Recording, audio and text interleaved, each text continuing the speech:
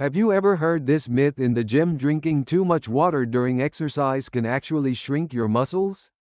I've seen countless fitness enthusiasts dehydrating themselves during workouts, believing they're protecting their gains. Some trainers even perpetuate this dangerous misconception. But what if I told you this belief is not only wrong, but could be sabotaging your fitness goals? I used to fall for this myth myself. During intense training sessions, I'd resist drinking water, thinking I was preserving my muscle mass. The result? Poor performance, severe muscle cramps, and frustratingly slow progress. I couldn't understand why. My workouts felt so much harder than they should have been. Then I discovered something that completely changed my approach to hydration and fitness. A groundbreaking 2023 study from Harvard Medical School revealed that participants who maintained proper hydration during exercise gained 12% more muscle mass than those who restricted water intake. This wasn't a minor difference, this was a complete game changer. Today, I'm going to share the scientific truth about hydration and muscle growth. By the end of this video, you'll understand exactly how water affects your muscles, and you'll have a clear strategy for optimizing your hydration for maximum results. Let's start by understanding where this myth originated.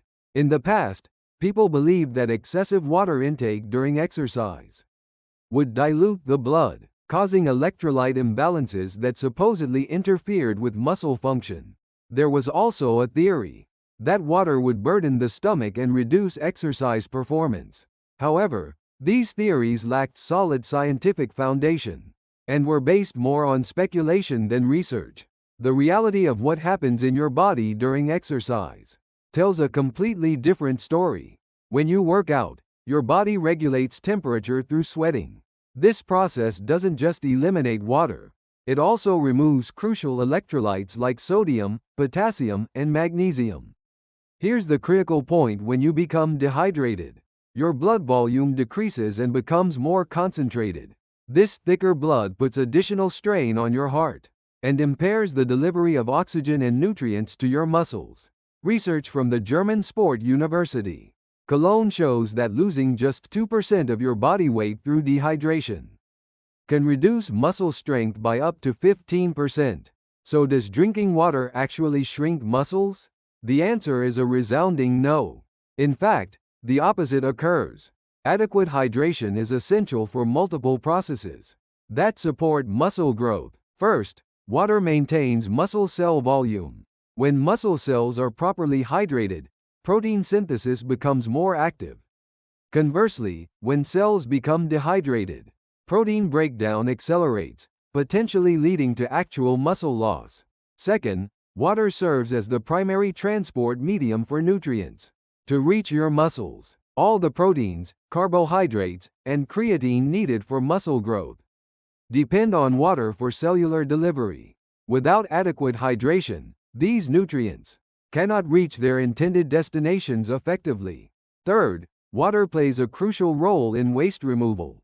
Exercise generates metabolic byproducts like lactic acid that must be efficiently eliminated for proper muscle recovery. This process requires sufficient hydration to function optimally. Now let's examine specific experimental evidence. The University of Connecticut conducted an 8-week study with 120 athletes, divided into 3 groups. The first group drank water only when thirsty during exercise. The second group consumed 200 milliliters every 15 minutes systematically. And the third group only hydrated before and after workouts. The results were remarkable. The group that maintained regular hydration showed superior muscle mass gains, averaging 3.2 kilograms of new muscle, compared to 2.1 and 1.8 kilograms in the other groups respectively. Even more impressive were the performance differences. The properly hydrated group increased their bench press 1 representative max by an average of 18 kilograms after 8 weeks, while the water-restricted group only improved by 12 kilograms. That's a 32% difference in strength gains. Another significant study from the University of Melbourne investigated how hydration affects hormone production. They found that adequately hydrated Participants experienced a 26% increase in growth hormone release and a 19% improvement in IGF-1 levels, both crucial for muscle development. This raises the important question: how much should you drink? The American College of Sports Medicine recommends consuming 500 milliliters of fluid 2 hours before exercise, then 150 to 250 milliliters every 15 to 20 minutes during activity. However, individual needs vary based on body weight, exercise intensity, environmental temperature, and personal sweat rates. A simple method is weighing yourself before and after exercise, then replacing 150% of the lost weight with fluids. For example, if you lose 1 kilogram during a workout, you should consume 1.5 liters of fluid to account for ongoing losses. For sessions under 60 minutes, plain water suffices. However, longer or more intense workouts require electrolyte replacement. The primary electrolytes lost through sweat are sodium and potassium. Optimal replacement involves 460 to 920 milligrams of sodium and 150 to 300 milligrams of potassium per liter. Be cautious with commercial sports drinks, as many contain excessive sugar that can actually impair performance. Sugar concentrations above 8% can delay gastric emptying and cause blood sugar spikes. Choose products with 6% sugar content or less, or dilute them with water. Temperature matters too. Research shows that water between 10 and 15 degrees Celsius absorbs fastest and aids temperature regulation. Water that's too cold can cause stomach cramps, while lukewarm water absorbs more slowly. Let's discuss practical application strategies by exercise type. For weight training, use rest periods between sets for hydration. Take small, frequent sips rather than large volumes to avoid gastric discomfort, while maintaining steady fluid replacement.